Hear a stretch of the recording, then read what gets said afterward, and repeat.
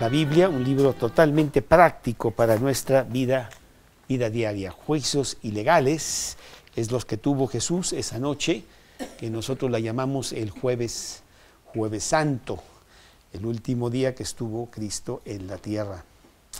Dice la palabra de Dios, capítulo 22, versículo 63. Y los hombres que custodiaban a Jesús se burlaban de él y le golpeaban, y vendándole los ojos, le golpeaban el rostro y le preguntaban diciendo: profetiza quién es el que te golpeó. Y decían otras muchas cosas, injuriándole. Cuando era de día, se juntaron los ancianos del pueblo, los principales sacerdotes y los escribas, y le trajeron al concilio, diciendo: si eres tú el Cristo, dínoslo. Y les dijo: si os lo dijere, no creeréis. Y también si os preguntare, no me responderéis, ni me soltaréis. Pero desde ahora el Hijo del Hombre se sentará a la diestra del poder de Dios. Dijeron todos: ¿luego eres tú Hijo de Dios? Y él les dijo: vosotros decís que lo soy. Entonces ellos dijeron: ¿qué más testimonio necesitamos? Porque nosotros mismos lo hemos oído de su boca. El año pasado tuvimos la experiencia de un juicio oral. En México apenas están iniciándose los juicios orales. Pero el año pasado nuestro hijo más pequeño, que fue demandado en las cortes americanas, tuvo que presentarse él ante la corte y defenderse de lo que lo estaban acusando. Fue un proceso de una semana, en donde pues estaba el juez enfrente, estaba el abogado defensor, estaba el abogado ofensor o el abogado de parte del que acusaba, y había un jurado eran 12 personas, Karina, ya no me acuerdo, el número de personas que estaban ahí para finalmente determinar, no el juez, si mi hijo era culpable o era inocente de lo que se le estaba acusando. El juez solamente iba a determinar con orden la sentencia final que el jurado finalmente determinara. Y él tampoco estaba acusando a nadie, sino que él estaba escuchando las acusaciones y teniendo orden para que el jurado tomara la decisión. Esto no lo vamos a ver en los juicios que le hicieron a Jesús. El sistema judicial judío para esos días era ya muy avanzado. Inclusive lo que tuvimos el año pasado nosotros como experiencia, pues viene de la Biblia y viene de esos preceptos que están plasmados en la Biblia y que ya en el tiempo de Jesús se estaban llevando a cabo en Israel, en donde había jueces locales, y luego en Jerusalén había un jurado, o no un jurado, sino un sistema de jueces de mayor nivel, del máximo nivel, para determinar finalmente las diferentes posiciones que debería de tomar la ley en Israel. Ese cuerpo de 70 personas se llamaba el Sanedrín y estaba allí en Jerusalén. El cuerpo máximo de la ley, conforme a los principios muy estipulados allí en el Antiguo Testamento. Realmente un buen sistema en donde se concentraba el sistema en la verdad, en conocer bien la verdad y en aplicarla, pues venía de un Dios de verdad. Dios es verdad. Deuteronomio 32, versículo 4. Deuteronomio 32, versículo 4, que dice así: Él es la roca, cuya obra es perfecta, porque todos sus caminos son rectitud. Dios de verdad, y sin ninguna iniquidad en él. Es justo y es recto. El buscar la verdad realmente era esencial, lo sigue siendo el día de hoy, aunque la gente pues no le interesa, pero la verdad es la que nos sostiene como seres humanos. Deuteronomio 16, versículo 18. Deuteronomio 16, versículo 18 al 20, que dice así: Jueces y oficiales pondrás en todas tus ciudades que Jehová tu Dios te dará en tus tribus, los cuales juzgarán al pueblo con justo juicio. No tuerzas el derecho, no hagas acepción de personas, ni tomes soborno, porque el soborno ciega los ojos de los sabios y pervierte las palabras de los justos. La justicia seguirás para que vivas y heredes la tierra que Jehová tu Dios te da. Bueno, el Sanedrín ahí en Jerusalén era esa autoridad judicial máxima que llevaba a cabo todos estos principios que Dios había estipulado ahí para Israel. Y entonces, pues, eso es lo que deberían estar haciendo.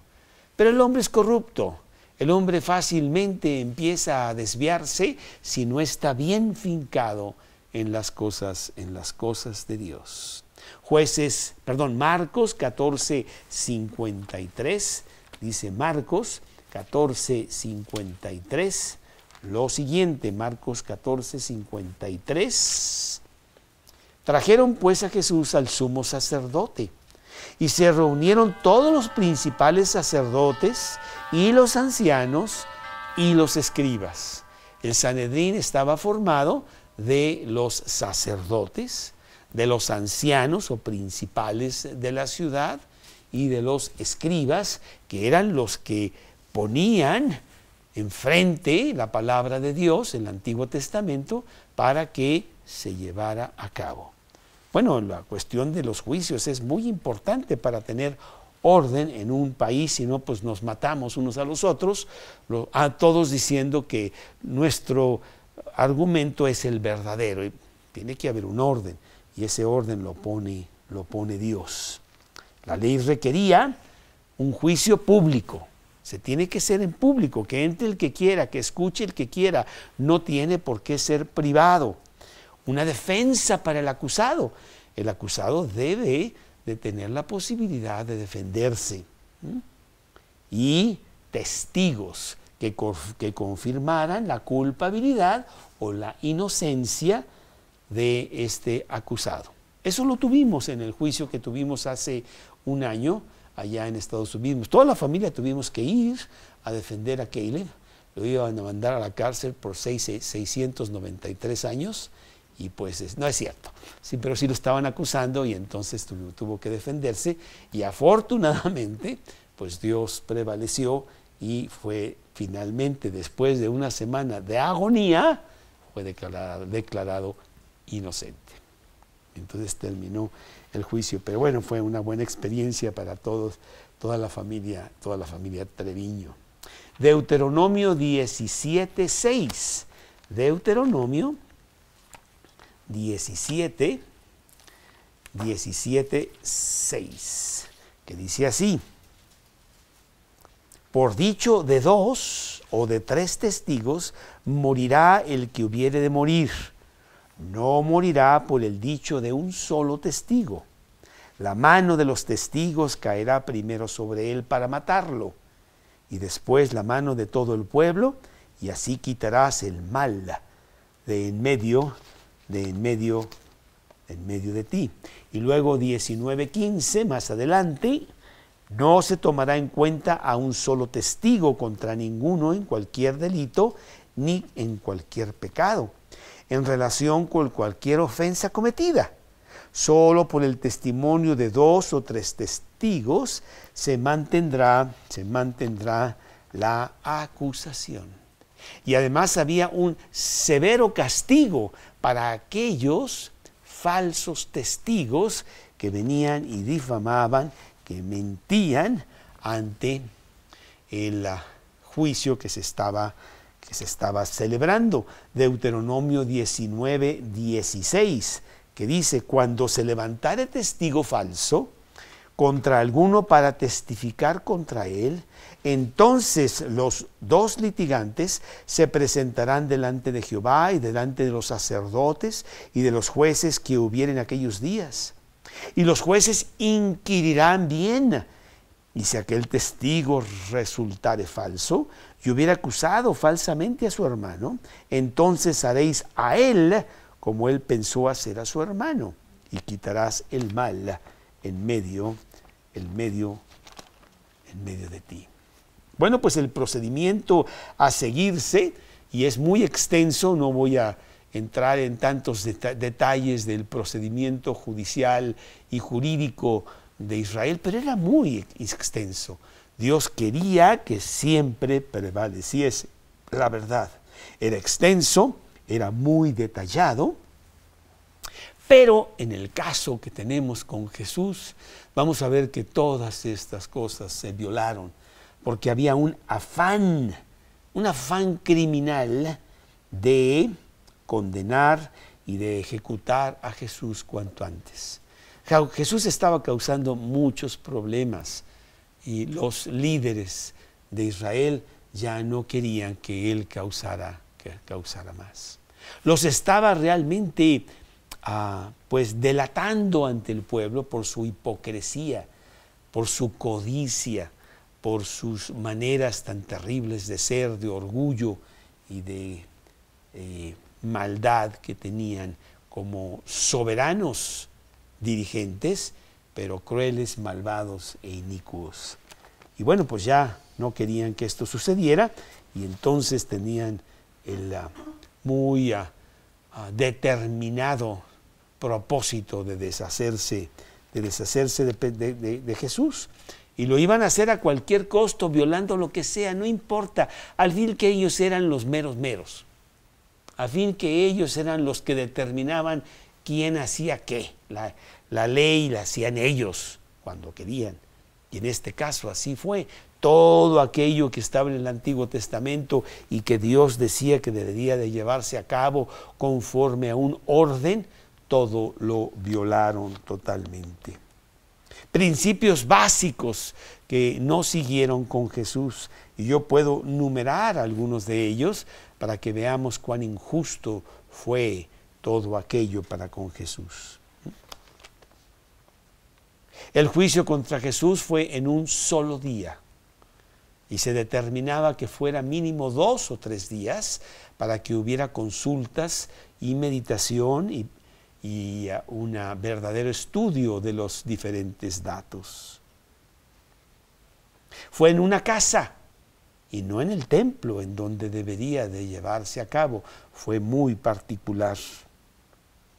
Fue una acusación de blasfemia, cuando no vemos en ningún momento, en ningún lado, que Jesús haya blasfemado el nombre de Dios, sino que lo llamaban blasfemo porque él se decía ser Dios. Fue en un día festivo, porque acuérdate que el jueves en la noche ya se estaba celebrando la cena pascual para muchos, para otros el viernes. Era un día festivo, y pues los juicios no se celebraban en los días festivos. Había testimonio, pero ese testimonio vamos a ver que fue muy contradictorio y que inclusive pues era hasta risorio lo que ellos presentaron. Y fue una condenación previa. Ellos querían ya nada más confirmar la condenación que ya había de ellos determinado desde antes de que empezara todo juicio, en lugar de que fuera algo totalmente objetivo. El juicio de Jesús realmente se celebró en 6 diferentes juicios. 3 juicios religiosos con los judíos y después 3 juicios civiles con los romanos, como para que realmente Jesús estuviera totalmente agotado. Hemos dicho que Jesús debió haber sido un hombre físicamente muy fuerte para que él pudiera aguantar, soportar todas las cosas que le iban a pasar. Que desde el huerto de Getsemaní ya estaba él agonizando al sudar sangre. Pero cuántas más cosas le iban a pasar.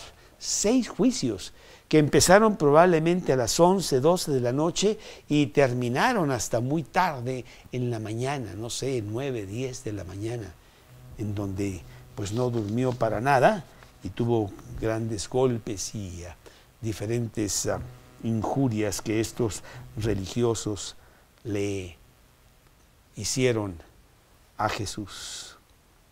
Y vamos a hablar en esta noche, porque esto es lo que este pasaje habla, de los 3 juicios que tuvo Jesús religiosos.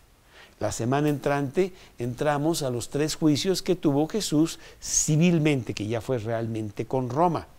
Este fue juicios religiosos. 3 juicios. Y los vamos a ver uno por uno. Realmente todos ilegales, todos injustos, en donde Jesús, sabiendo todo esto, sencillamente guardó silencio. Primer juicio, el juicio con Anás. Lo podemos ver, tengo que irme a diferentes partes de los evangelios para ver esto, porque Lucas es muy escueto, muy corto en todos los detalles de estos juicios. Entonces tengo que ir a los demás evangelios y entonces vamos a Juan 18. Juan 18, en el versículo 12, dice lo siguiente. Entonces la compañía de soldados, el tribuno y los alguaciles de los judíos prendieron a Jesús y le ataron. Y le llevaron primeramente a Anás, porque era suegro de Caifás, que era sumo sacerdote aquel año. Era Caifás el que había dado el consejo a los judíos de que convenía que un solo hombre muriera por el pueblo. Bueno, Anás había sido el sumo sacerdote como 15 años atrás, pero ya estaba destituido por cosas que también él hizo, que ahorita vamos a ver, ¿verdad? Entonces él no tenía, como decimos nosotros, vela en el entierro. O sea, él no tenía por qué estar ahí, porque hubo un juicio ante Anás y Anás no era nadie, ¿no? Pero Anás era un hombre muy influyente que todavía tenía mucho poder en el sistema judicial judío.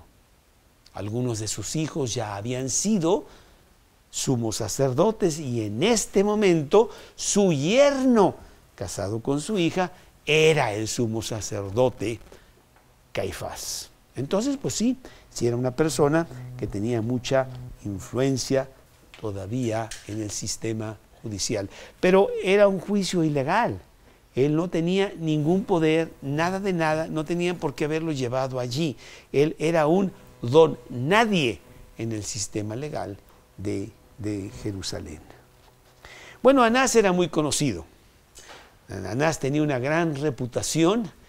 Yo creo que le decían rico Macpato, porque le gustaba mucho el dinerito.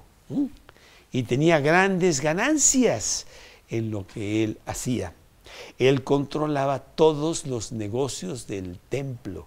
Y bueno, número 1, era un monopolio, para empezar. Y número 2, no te quedaba de otra. Si tú llevabas un animal a el templo, lo examinaban cuidadosamente para ver si estaba apto para ser sacrificado conforme a las reglas y siempre encontraban algún defecto. Por ejemplo, pues no hablaba el animal, no, pues no se puede. No se había bañado, no, pues ¿cómo crees? Y tenías que comprar el animal en el templo. Y claro, pues tenían su precio porque pues las cosas, sabes cómo están subiendo, y la inflación y todas estas situaciones. Y la ganancia era para Anás. Era un hombre muy rico, ¿eh? Pero no le bastaba eso, porque el dinero corriente que existía en Israel era pagano, no era dinero del templo. Entonces tú tenías que llegar con tu dinerito y ahí comprar el dinero con el cual comprabas el animal. Y claro, pues había diferentes tasas de conversión dependiendo del día, y ya ves como el dólar fluctúa muchísimo, pues ahí también fluctuaba mucho. A lo mejor aprendieron de México en esas cuestiones, no lo sé. Pero pues Anás ganaba en todas estas cosas. Y Anás odiaba a Jesús, porque se estaba metiendo en su negocio. O sea, honestamente Anás quería ganarse la vida para poderle dar de comer a sus hijos, y llegaba aquí Jesús a estropearle el negocito, pues no se vale. Y entonces él estaba muy en contra de Jesús. ¿Te acuerdas que desde el principio de su ministerio, pues Jesús se fue contra el templo? Ahí en Juan 2. En Juan 2 vemos que Juan 2, versículo 13, empezando su ministerio, se fue durísimo contra el templo. Juan 2, 13, estaba cerca la Pascua de los judíos y subió Jesús a Jerusalén y halló en el templo a los que vendían bueyes, ovejas y palomas y a los cambistas allí sentados. Y haciendo un azote de cuerdas, echó fuera del templo a todos, y a las ovejas y a los bueyes, y esparció las monedas de los cambistas, y volcó las mesas, y dijo a los que vendían palomas: quitad de aquí esto, y no hagáis de la casa de mi padre casa de mercado. Desde ese momento, Anás y Jesús ya no eran amigos, ¿no? Entonces, pero en el final de su ministerio, 3 años después, cuando sube otra vez a Jerusalén, en esa última semana de su vida, ¿qué crees que hizo? Pues lo mismo. Él fue al templo y hizo todo un escándalo, porque las cosas que se hacían en el templo eran literalmente vergonzosas para la casa en donde se estaban haciendo. Y Anás pues estaba muy molesto con todo eso. Entonces él ayudaría en lo que se pudiese para restituir su negocito y dejar por ahí a Jesús en otro lado. Y sí condenarlo si se pudiera, ¿sí? Así es. Entonces el interrogatorio de Anás pues violaba todas las reglas, no tenía ni siquiera por qué estar interrogándolo para nada. Juan 18, 19, Juan 18, 19. Y el sumo sacerdote, que en este caso es Anás, no era sumo sacerdote, pero siguiendo aquí lo que dice el texto, dice: el sumo sacerdote preguntó a Jesús acerca de sus discípulos y acerca de su doctrina. Jesús le respondió: yo públicamente he hablado al mundo, siempre he enseñado en la sinagoga y en el templo donde se reúnen todos los judíos, y nada he hablado en oculto. ¿Por qué me preguntas a mí? Pregunta a los que han oído qué les haya yo hablado, y aquí ellos saben lo que yo he dicho. Jesús ya estaba pidiendo lo que un reo pues tenía derecho a pedir. Oye, que vengan los testigos, que vengan las personas diferentes, tanto a favor como en contra, a hablar y digan: ¿por qué me preguntas a mí? Pues pregúntale a ellos, ¿sí? Y claro que no hubo ninguna respuesta positiva a su petición. ¿Qué fue lo que pasó? Dice la palabra de Dios que en lugar de darle su lugar a Jesús, aquí mismo en Juan, cuando les hubo dicho esto, uno de los alguaciles que estaba allí le dio una bofetada diciendo: ¿así respondes al sumo sacerdote? Pues oye, pues estoy pidiendo algo que todo mundo pediría. Pero bueno, Jesús le respondió: si he hablado mal, testifica en qué está el mal. Y si bien, ¿por qué me golpeas? Y Anás entonces le envió atado a Caifás, el sumo sacerdote. Las violaciones eran muchas, inclusive estaban golpeando a Jesús, que era una violación más contra una persona que estaba siendo acusada. Bueno, pues no se produjo ninguna evidencia. Realmente lo que querían hacer es saber qué le pescaban a Jesús para ya firmemente condenarlo y mandarlo a la muerte. Pero pues en ese juicio en la casa de Anás no se pudo determinar nada. Realmente ya se estaba todo determinado. Él era culpable, hay que matarlo, pero vamos a encontrarle algo para que la acusación tenga validez, porque vamos a ir con los romanos, y los romanos son bien duros en cuanto a la ley. Ellos van a querer evidencia, y no tenemos nada. Entonces hay que sacarle algo. Entonces, pues lo mandó con Caifás, que es el juicio número 2. Y vamos a ver qué pasa ahí con Caifás. Eso está también en el Evangelio de Juan, en el versículo 18-24. Y dice, Anás entonces le envió atado a Caifás, el sumo sacerdote. Bueno, Caifás estaba muy ocupado en ese momento, eran las 12 de la noche, la 1 de la mañana, él estaba telefoneándole a todos los del Sanedrín para que se levantaran, sus celulares, pues algunos no tenían celular, es más, ninguno tenía celular, y entonces pues había que mandar mensajeros para levantarlos y que vengan al juicio, porque esto es muy urgente, y tener a los 70 ahí reunidos. Marcos 14, 53.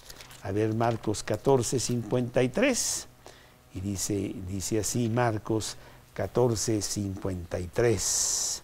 Trajeron pues a Jesús al sumo sacerdote y se reunieron todos los principales sacerdotes y los ancianos y los escribas. Pues él fue por ellos y los trajo a su casa, porque nuevamente este juicio se lleva a cabo en una casa.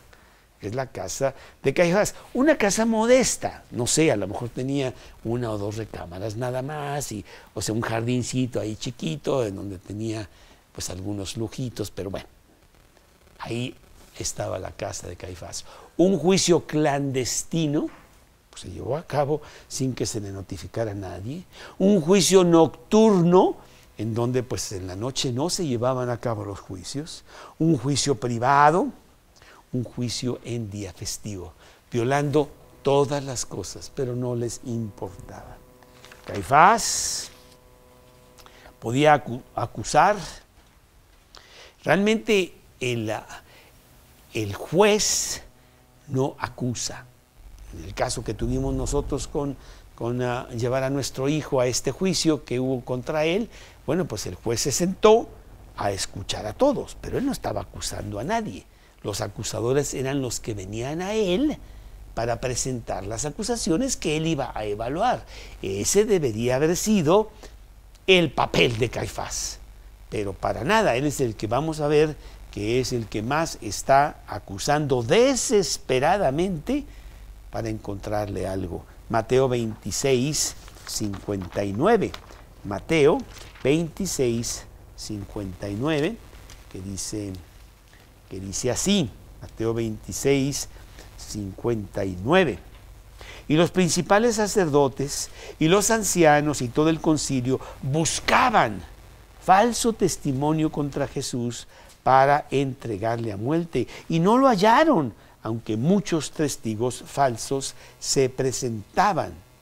Dice la palabra de Dios, y bueno, ahí Caifás estaba muy ocupado tratando de manufacturar, de fabricar un delito para acomodar a los testigos y finalmente llevar a cabo lo que habían resuelto ellos tener como sentencia, que lo hicieron mucho tiempo atrás.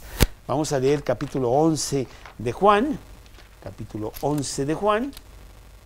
en donde dice Caifás precisamente, capítulo 11 de Juan, Dice así. Entonces Caifás, versículo 49 de Juan 11. Entonces Caifás, que era uno de ellos, sumo sacerdote aquel año, les dijo: vosotros no sabéis nada, ni pensáis que nos conviene que un hombre muera por el pueblo y no que toda la nación perezca. Esto no lo dijo por sí, sino que, como era el sumo sacerdote aquel año, profetizó que Jesús había de morir por la nación. Versículo 53, así que desde aquel día acordaron matarle. ¿Sí? Pues sí, estaban tratando de condenar a un hombre inocente. Vamos a ver que cuando vienen los juicios civiles, allá con Pilato, que era también un tipo malvado, pero era romano, y él tenía que seguir ciertas leyes. Señores, ¿para qué me lo traen? Y vamos a ver en el juicio final que ellos sencillamente dijeron: si no fuera malhechor, no te lo hubiéramos traído. Y eso es suficiente ya. ¿Qué más quieres? Pues absurdo, ¿verdad? No probaba absolutamente nada. Aquí en Lucas, capítulo 23, versículo 4. Pilato dijo a los principales sacerdotes y a la gente: ningún delito hallo en este hombre. Y más adelante, en el versículo, ¿qué pasó? Aquí, en el versículo 14 y 15 de ese mismo capítulo 23, Pilato les dice: me habéis presentado a este como un hombre que perturba el pueblo, pero habiéndolo interrogado yo delante de vosotros, no he hallado en este hombre ningún delito de aquellos de que le acusáis, ni aun Herodes, porque os remití a él. He aquí, nada digno de muerte ha hecho este hombre. Pues ellos querían evitar eso, querían evitar esa situación con Roma, pues para rápidamente, antes de que iniciara la Pascua, que empezaba a las 6 de la tarde el viernes, poder ejecutar a Jesús. Tenemos que encontrar algo, y ahí estaba Caifás tratando de hacerlo rápidamente. Marcos 14:56. Marcos 14:56. Dice Marcos 14:56, porque muchos decían falso testimonio contra él, mas sus testimonios no concordaban. Por fin trajeron una serie de testigos, pero los testigos, pues la verdad no eran así muy buenos, y entonces se hacían bolas unos con los otros y no estaban concordando en tener algo contundente contra Jesús. Marcos 14:59. Pero ni aún así concordaban sus testimonios. Vamos a Mateo 26, en donde parece que sí encuentran ahí un testimonio un poco mejor que pueda decir algo contra ellos. Déjame ver dónde está, porque ese sí ya no lo encuentro. Dos testigos, que Mateo 20, déjame ver. Mateo 26:59, permíteme, a ver, Mateo 26:59, ¿dónde está? No está por aquí, entonces estará vamos a regresar a Juan 18, en el 60, a ver qué dice aquí el 60 de Mateo, a ver. Y no hallaron muchos, pero al fin vinieron dos testigos. Esto es lo que yo quería, sí, que dijeron: este dijo, puedo derribar el templo de Dios y en 3 días reedificarlo. Y bueno, pues estaba citando mal lo que Jesús había dicho, porque él había dicho que efectivamente él podía reconstruir el templo en 3 días, pero se refería al templo de su propio cuerpo, no al templo que estaba allí. Y además no tenía nada que ver, pues que quiere, regularmente tú no acusas a alguien por lo que dice, sino por lo que hace. Entonces, por lo que hubiera dicho Jesús, pues no tenía tanta relevancia, pero total, pues no podían encontrar a esos testigos que fueran contundentes, ¿sí?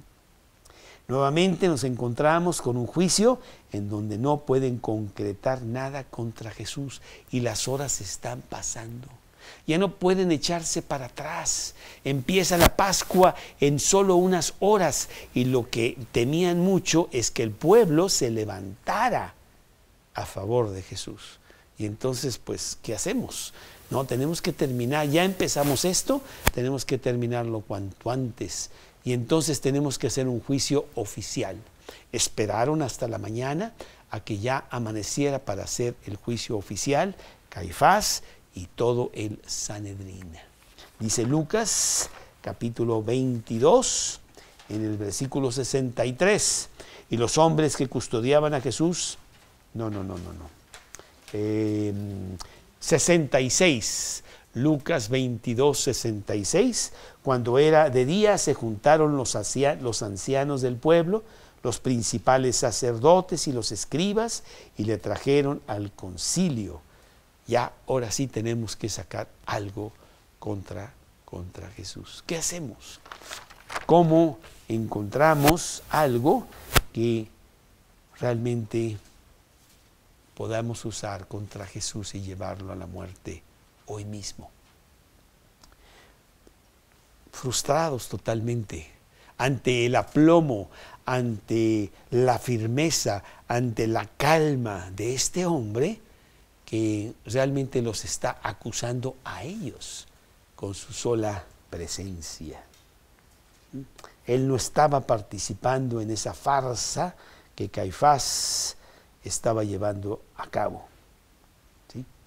Bueno, entonces ya a Caifás no le queda otra más que enfrentarlo en puntos religiosos, y Mateo 26 nos cuenta la historia con mayor detalle, empezando en el versículo 62, en este tercer juicio, en donde ya es el juicio oficial, porque de allí lo van a llevar muy temprano en la mañana, ahora con Pilato.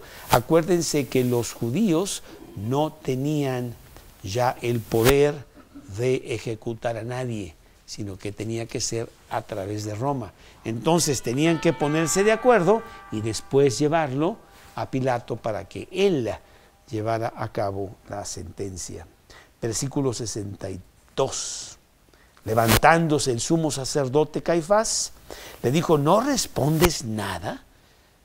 O sea, ya estaba todo frustrado. Pues di algo para ver si con la grabadora pues te pescamos y ponemos ahí a ver qué onda, ¿no? Bueno, no tenían grabadora, pero bueno, de todas maneras a ver qué le pescaban.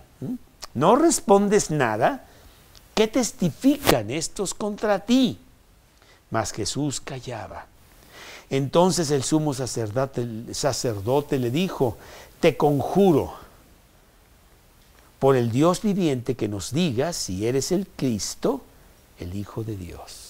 Cuando dice te conjuro, haz de cuenta que está pidiéndole a Jesús que bajo juramento, que es muy importante en la corte, no sé si tanto en las cortes mexicanas, que pues en las cortes mexicanas todo se puede hacer y todo no se puede hacer, pero en otras cortes el jurar es muy importante, porque bajo juramento lo que tú digas, que sea verdad o que no sea verdad, tiene muchísimo peso.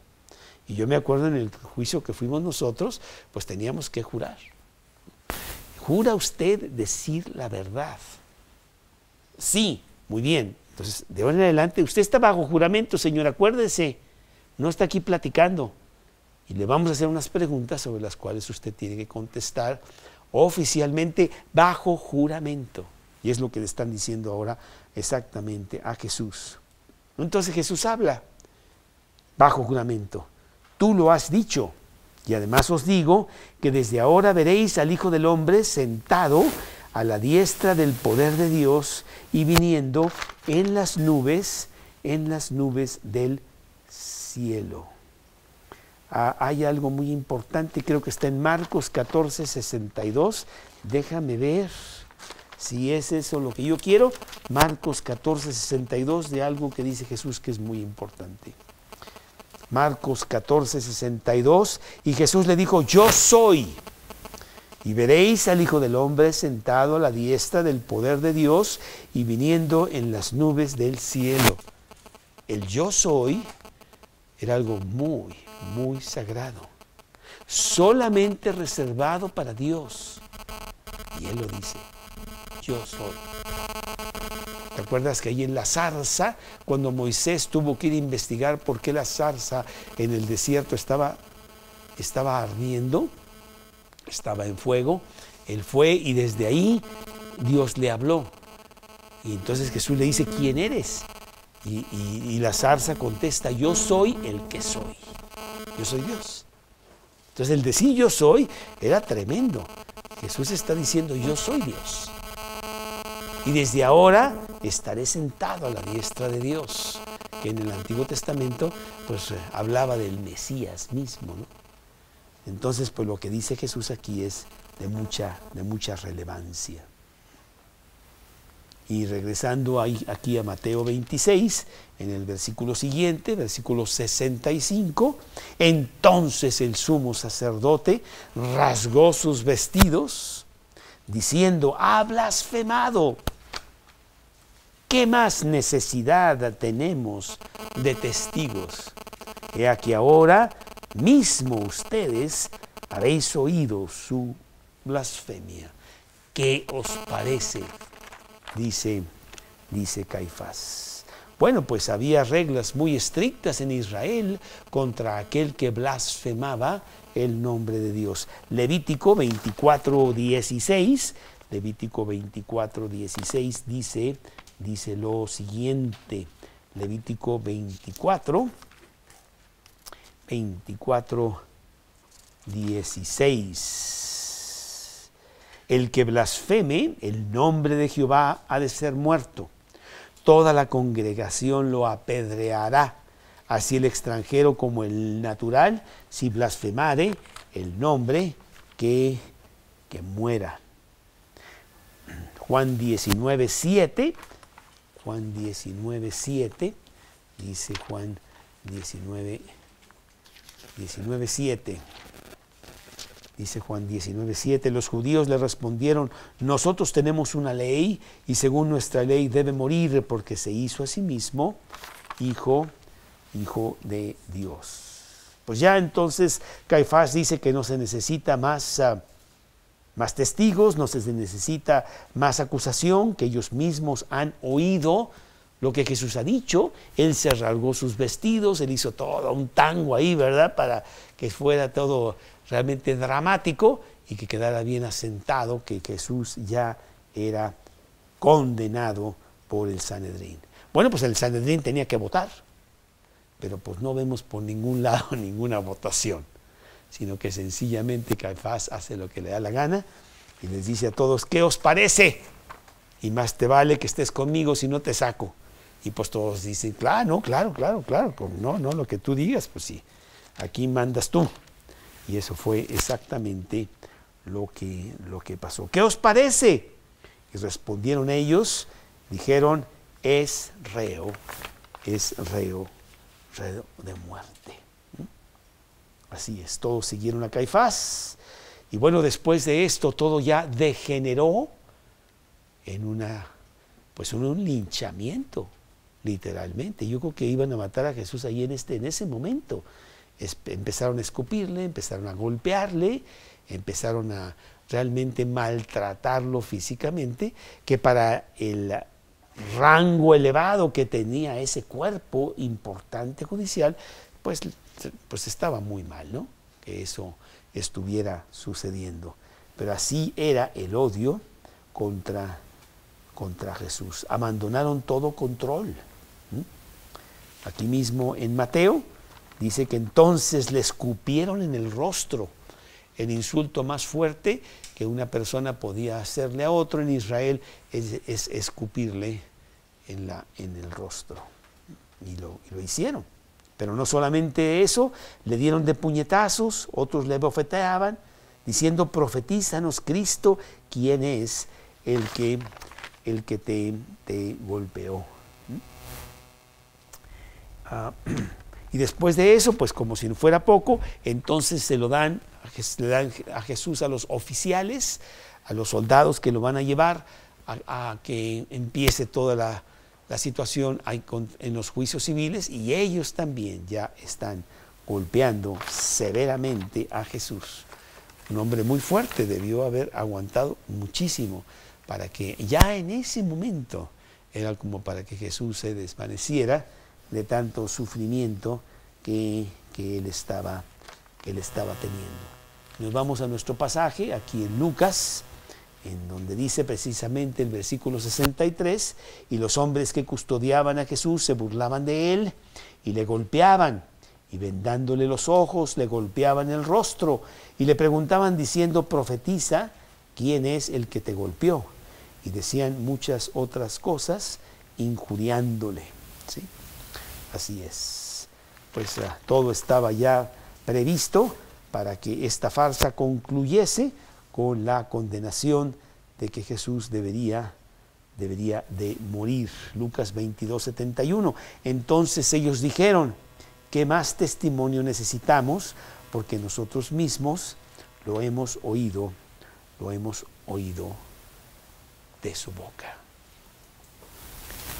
Bueno, pues no es diferente el día de hoy. Yo creo que si Jesús regresara a la tierra, y ciertamente Él ha regresado ya muchas veces en el cuerpo de muchos de sus cristianos que han sido apedreados, aserrados, muertos a filo de espada a través de los siglos por ser cristianos. Esa es su única culpa. Y aún el día de hoy, pues hay un verdadero rechazo a Jesús. Lo hacemos con nuestras mismas acciones. Estaba yo leyendo en el periódico esta mañana como un juez en los Estados Unidos se rehusó a darle matrimonio a esta pareja de homosexuales, porque él piensa, según sus conceptos morales, de que eso no procede. Dios tiene un diseño diferente. Dios hizo las cosas. Si hubiera querido hacerlo diferente, pues lo haría. Pero no, Dios tiene una manera de ser para que el hombre pueda vivir en paz en la tierra, para que se reproduzca, para que conozca a Dios, para que tenga tranquilidad en la tierra. Todo eso está ya totalmente borrado. Dios no existe. ¿Qué importa si es hombre, si es mujer, si es un perro, si es un caballo, si es una estatua por allá? No importa. Ya todo se vale, ¿sí? Y eso lo determinó la Suprema Corte de Justicia de los Estados Unidos, que hace 4 semanas ya sacó una ley en donde el matrimonio de personas del mismo sexo es obligatorio en todos los juzgados del país. Pues estamos mal. ¿Dónde estamos? ¿En qué manicomio nos han metido? Pero ese es el siglo XXI, este hombre maravilloso que tiene ya todas las cosas arregladas, sin Dios, que ya pagará por ello. Te acordarás de Sodoma y Gomorra, que teniendo esa clase de comportamiento, Dios dijo: para beneficio y amor a las siguientes generaciones, yo tengo que destruir esto, ya no puede ser. Y Él destruyó Sodoma y Gomorra ese día con fuego y azufre. ¿Qué nos tocará a nosotros si eso le pasó a Sodoma y Gomorra? Que no tenían Biblia ni dónde leer los preceptos de Dios. Nosotros sí. Y estamos ignorando, blasfemando contra Dios. Somos igual que Caifás, somos igual que todos esos juicios ilegales en donde estamos enjuiciando a Cristo y diciéndole: tú eres un tonto, ¿qué no sabes lo que está pasando ahora en la vida moderna? Estamos en el siglo XXI, por favor, con celulares y con televisión, o sea, ya no es lo mismo. Y sin embargo Dios no cambia, porque Dios es el mismo ayer y hoy y por los siglos. Y nosotros no lo estamos impresionando con nuestros juguetes que estamos sacando, que son juguetes realmente de maldad, porque se usan más para la maldad que para la productividad. Pero bueno, no hablemos de la gente en general, hablemos de ti específicamente. ¿Cuál es tu posición para con Jesús? ¿Qué harías tú si tú supieras todo esto y hubieras estado allí? Y hay esta cancioncita que conocemos nosotros, si hubiera estado allí. Si hubiera estado allí, yo hubiera hecho lo mismo. Yo lo hubiera golpeado, yo lo hubiera injuriado, yo lo hubiera condenado, porque Él es el Dios de verdad y yo soy un hombre de mentira que quiero ir contra Él por mi vida terrible que yo traigo, que me acusa Dios ante esa vida. Si hubiera estado allí, dice después la canción, no es si hubiera estado allí. Yo ciertamente estaba allí. Allí yo hice todas estas cosas contra Él y Él murió por mí. De todas maneras.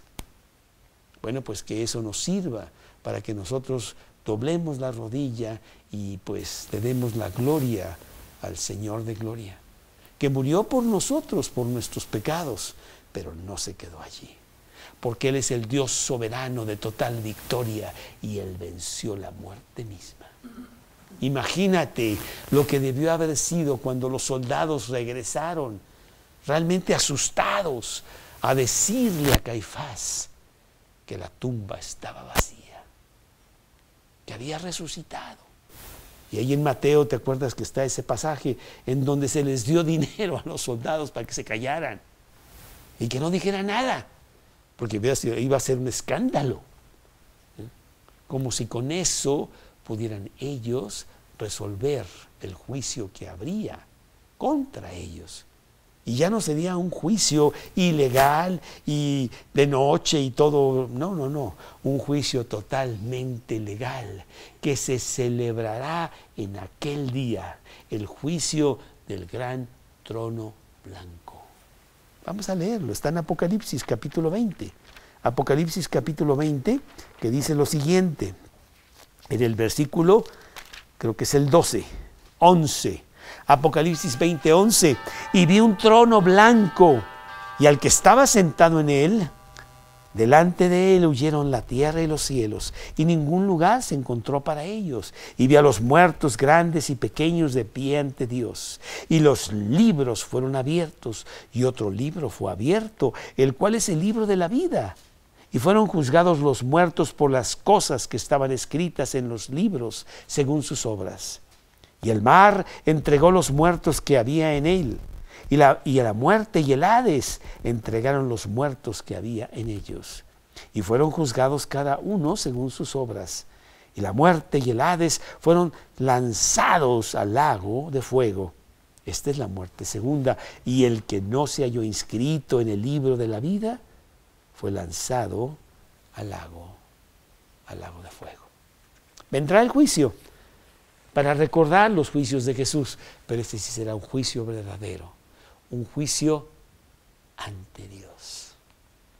Todo aquel que tenga a Cristo en su corazón no pasará por juicio. Nuestro juicio se celebró en la cruz, pero todo aquel que rechaza a Cristo y que no tiene a Cristo en su corazón pasará por ese juicio, en donde será declarado culpable y tendrá la sentencia de castigo eterno.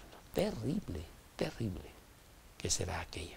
Pues salgamos pues a decirle a nuestros amigos, a las demás personas, que ellos pueden también evitar ese juicio viniendo a Cristo, aceptando a Cristo en su corazón, al verdadero Señor de gloria que venció la muerte, pero que sufrió todas estas cosas y juicios y muerte misma por ti y por mí, para pagar por nuestros pecados. Señor, en esta noche te damos gracias, inmensas gracias por quien eres y por lo que has hecho por nosotros. El tenerte en el corazón, el haber entregado nuestra vida a ti, sabiendo que tú eres el Señor de gloria, pues nos da vida eterna, que tú consumaste en la cruz. Nos da vida abundante, que tú nos das aquí en la tierra. Y más que eso, nos das la oportunidad de decirle a otros que vengan a Cristo como la única esperanza para sus vidas. Señor, danos oportunidades con muchas personas de decirles esto. Te lo pedimos en el nombre de Cristo Jesús.